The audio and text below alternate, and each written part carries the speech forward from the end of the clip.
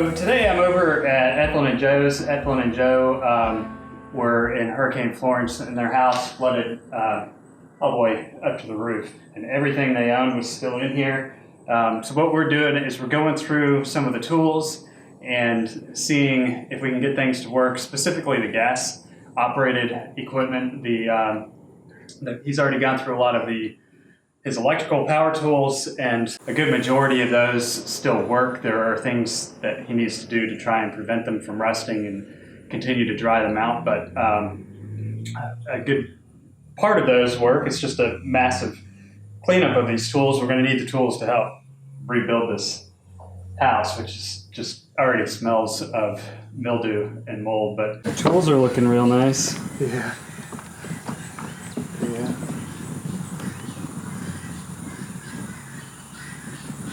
This is what the garage looked like. Everything just floated around in here, and it's a big giant mess. The whole house is the same way.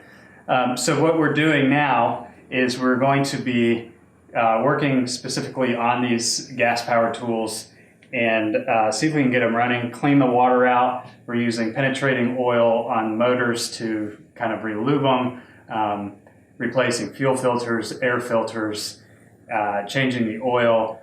Because these were completely submerged in water, the lifespan of the tools, unfortunately, is not going to be as long as they were. But if we can get them running to help out for now, that's a big plus for us.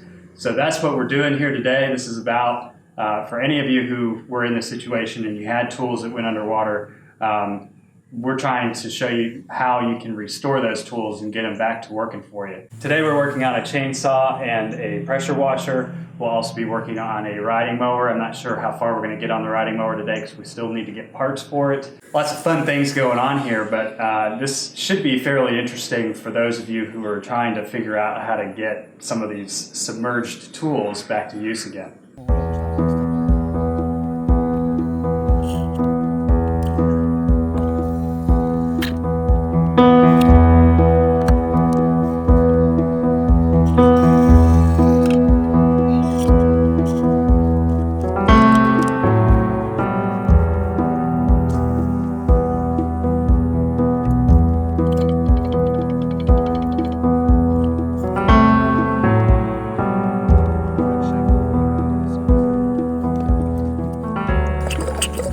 I believe that's water. I don't believe that's penetrating oil.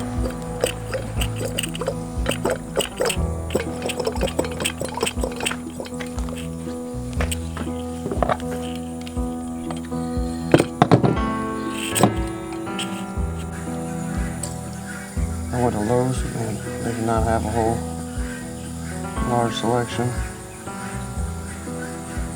It's just coming out? Yeah. I wonder if that's a bad thing. It's coming out the bottom right here. Oh, it's turning a lot real bad. Real good. Yeah, you can still see water in it. Yeah. I wonder if I should tip it upside down with that. So where's the other one? That's around the back side of the house. Pressure washers? Yeah, it's sitting right over there. I pulled everything out of the driveway yesterday. I hate to see it go. I only used it one time, 2 times. Cleaned the water trough with it and then sprayed my truck off with it.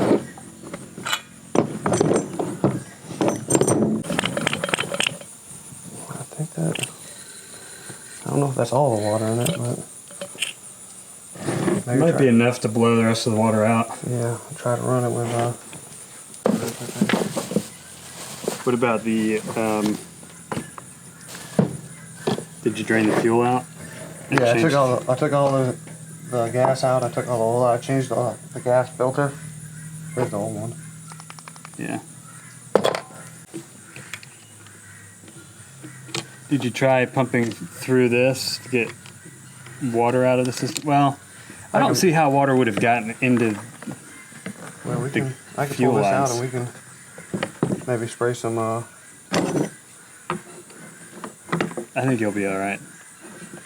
Alright. I'll slap this thing back together and then I'll go grab some gas.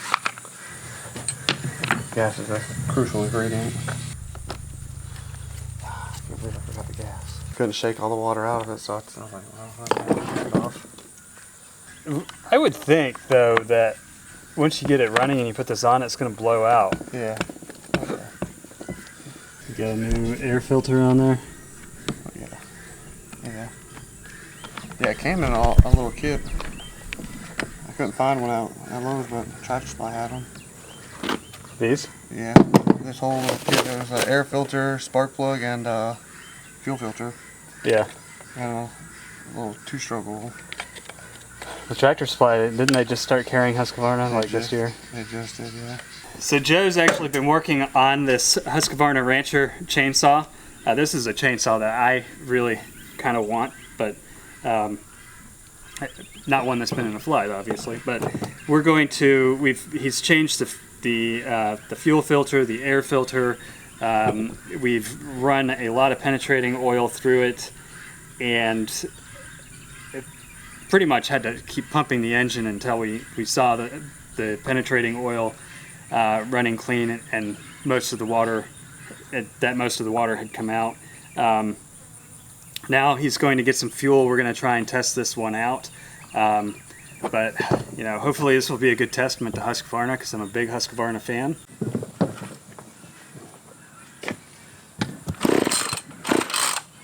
Oh no.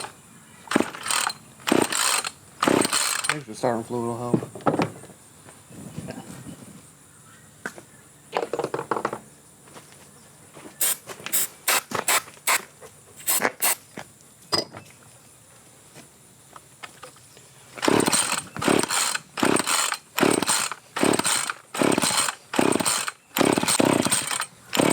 Here, hold the crank open real quick.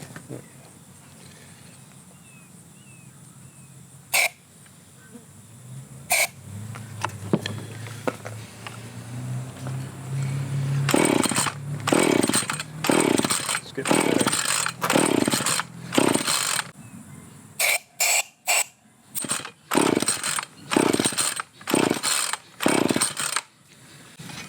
I'm glad to see it's spinning. I don't know what that is. Put the spark in there.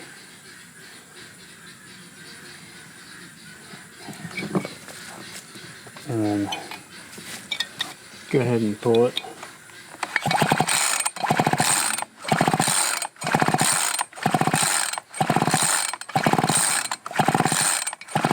Spark. If you're getting the spark, maybe put some starter fluid down in the spark plug hole, or do you think that'll damage the piston? I don't know. Well, I'll give it a few more goes. Yeah, I mean, you're getting spark. Is that a new spark plug? Yeah. I was gonna say it was a pretty nice spark too. That's all. There's the old one. Nice and wet.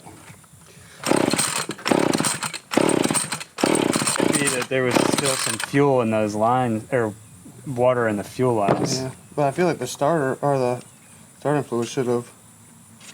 It should help with that, but.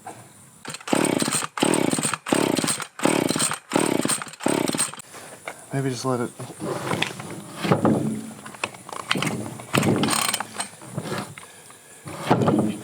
I can see it wide open a second ago.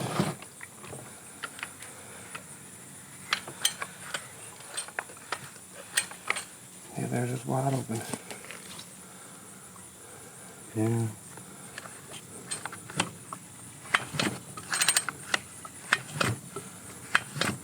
Maybe it needs a muffler.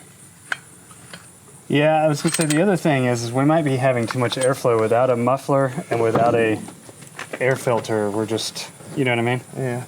Pushing it right out before it ignites.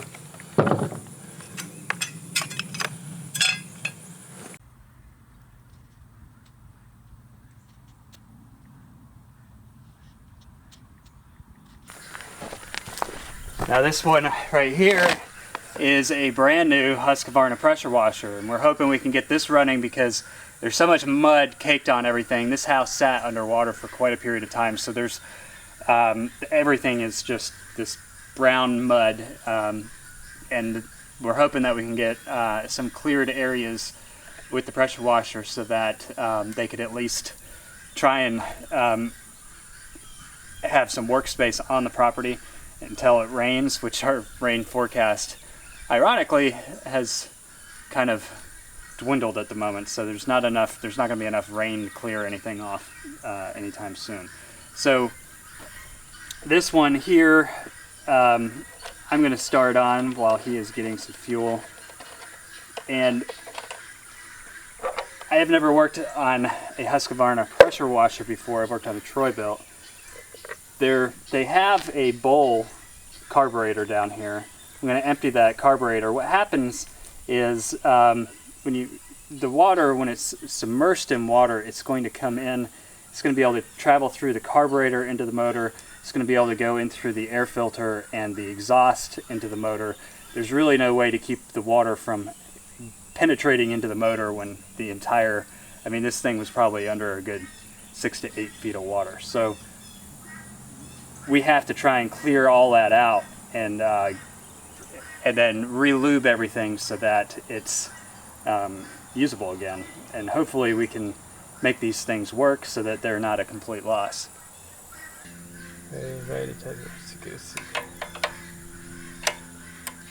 Bottom of these bowls have a way of draining out carburetor. There's definitely some milkiness in there from the water. There's not going to be a ton of fuel in this little bowl.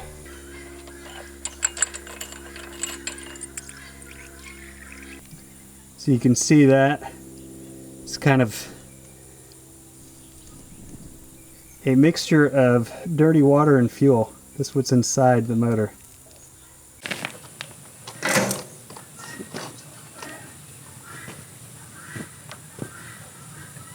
Lindsay said there was a bunch of people at church that looked real down.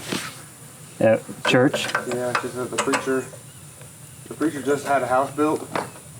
Yeah. He's been trying to build it for a year or something like that, and 2 trees fell on it.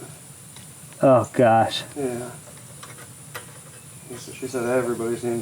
Usually everybody hangs out after church to talk a little bit. She said not this week. Everybody hopped in their cars and they were gone. It's got a lot of cleanup. Yeah.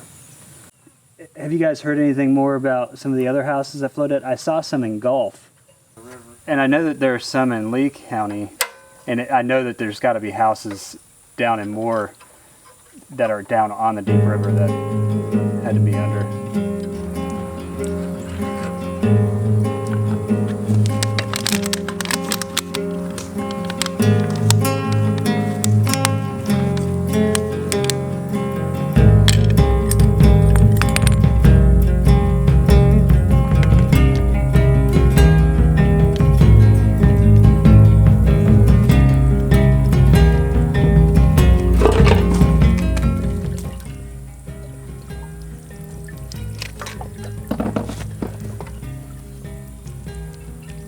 So I've removed a lot of the pieces to this motor, taken the fuel tank off. There's water in there. I don't know how to get that out yet. What I'm going to do right now is get penetrating oil down into the motor. I haven't changed the oil yet. I'm going to let this penetrating oil work its way through down into the oil pan, and then we'll put fresh oil in it after we get some of this water out of here that we know is in here.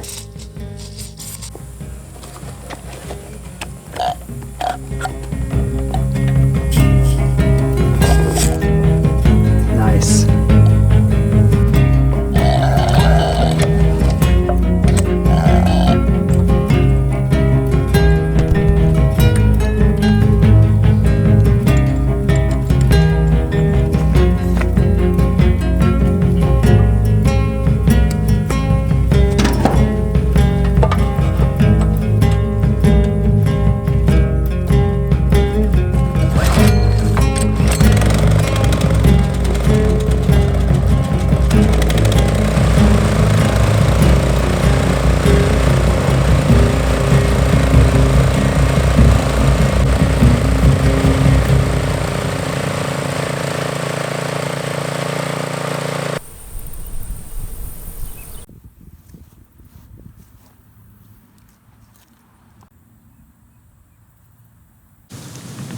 kind of motor is in that?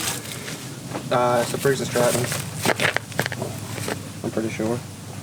It's not a horrible motor.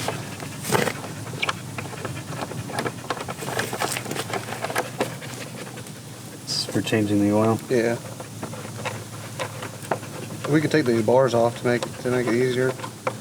The brush guard. Yeah, I know we're going to want to clean out the OHV.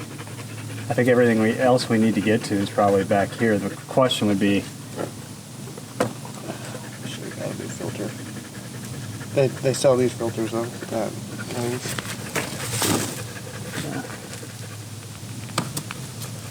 Keep that so I can. removing this probably. Yeah, that's cool. Yeah. I think it does. Or this might be all in one set. I don't even know.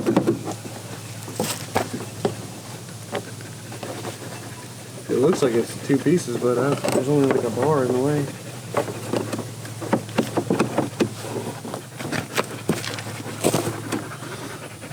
Yeah, there's pins. Pull the bar. Oh. Does the bar pull out your way? No, but lift it up and I'll pull it your way. There's probably a pin on that side. Just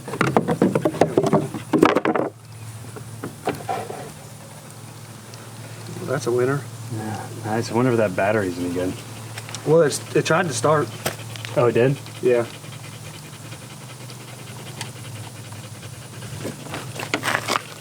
There's a spark plug here. It's an oil filter. Here's the fuel filter. Oh, look at the water. Yeah. Nice. Yeah, so this is going to be one that we probably have to strip down too. Yeah. Just try and remember where all the parts go. Here's a spark plug. Oh, is that a spark plug? No, that's the starter. You've got two OHVs, so it's got to be at least 2-cylinder.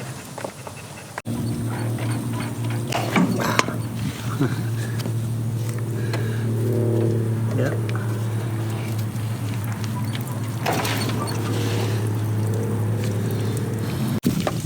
Yeah, well, that's where the oil. There's your bucket. Wow, that's a mess.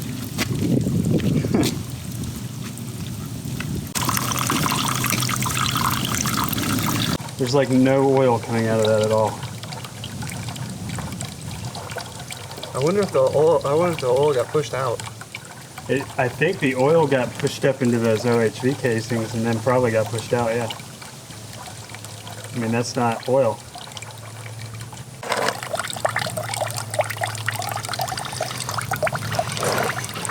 It's crazy how much water came out of that before oil. It even started coming out. Yeah.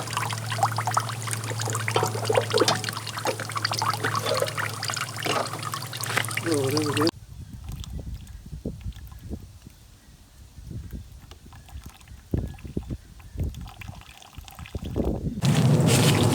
Think you can put it back together? No. No, I'm not even sure what all you took off it. Everything. You gonna put penetrating oil down in here? That was funny. When you were blowing, there was just...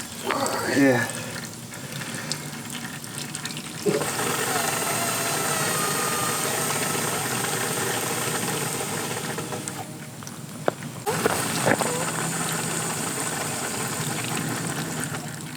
Still pushing out a bunch of water. Yeah.